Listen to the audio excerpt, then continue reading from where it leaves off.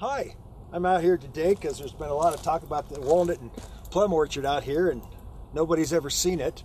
And I thought I'd give the citizens a chance to see what they own and what I've been taking care of since 2008.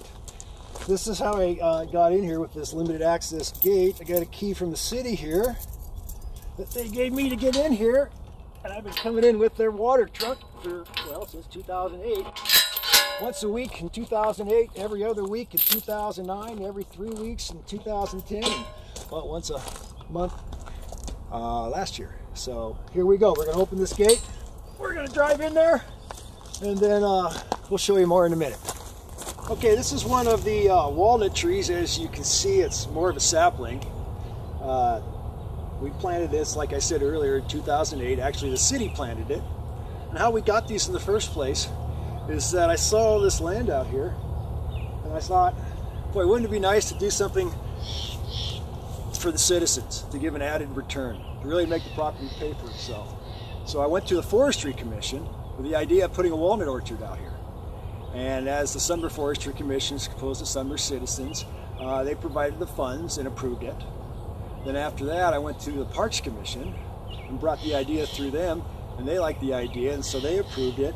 And then after that, I went through I approached the council and informed them about it.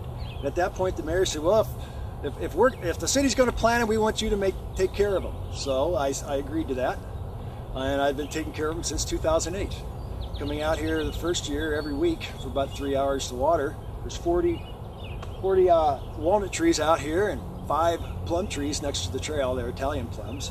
Went through the WSU Master Gardeners to determine what species of trees were required the least maintenance and were the most vigorous for our environment, and that's why we chose the Carpathian and English walnut and Italian plums. The area behind me is the area that I've been taking care of, and various volunteers that we've come out here for 4 years taking care of this. And you can see there's very few cottonwood trees in this area. That's because, like the city, the problem is if you see the tall trees in the background that follow this property from length to length, those are mature cottonwoods. Now what happens, every spring they put out there, it snows, and it snows cottonwood seeds. And this whole area is completely covered in them. So it's been a huge amount of work to keep this area free of these self-seeding cottonwood trees. Now, let's look at the other side. This is a side I've not been taking care of because it's not within the orchard. What we have here, this is extensive. You can see these trees growing, cottonwoods going through the firs that were planted. And of course, again there, and again here.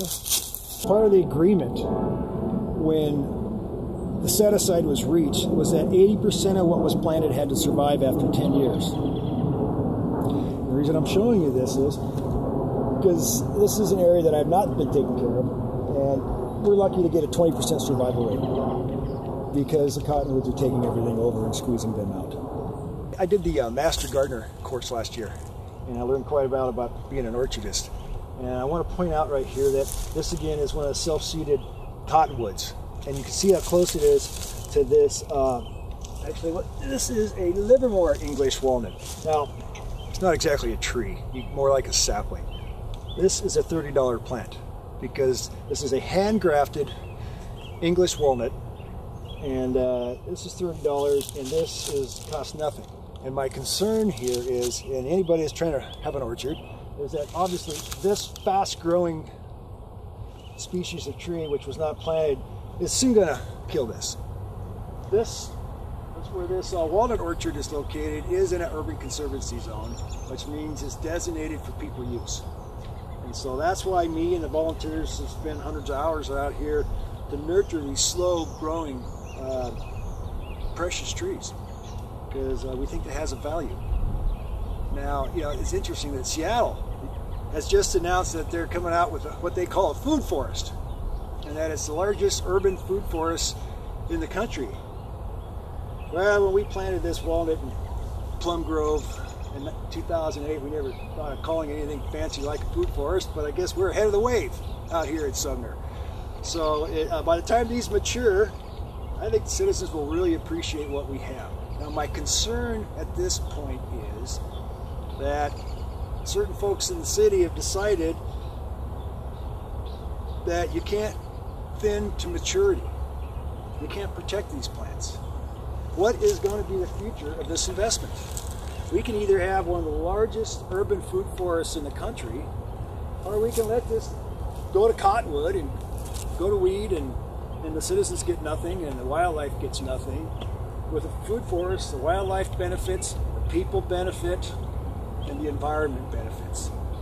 This is one of the plum trees that we planted next to the trail. I want to show you right here.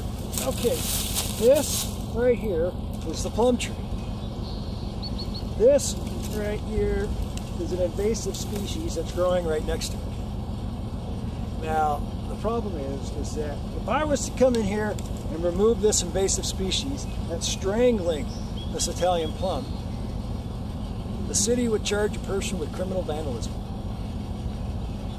which makes absolutely no sense whatsoever. But that's the rationale. This can't be touched, and that you plant them and let them die, I guess is their motive. I don't know. I'm kind of at a loss. I don't understand it, and I guess I need the citizens' help, because your resources are being wasted. I think it's wrong.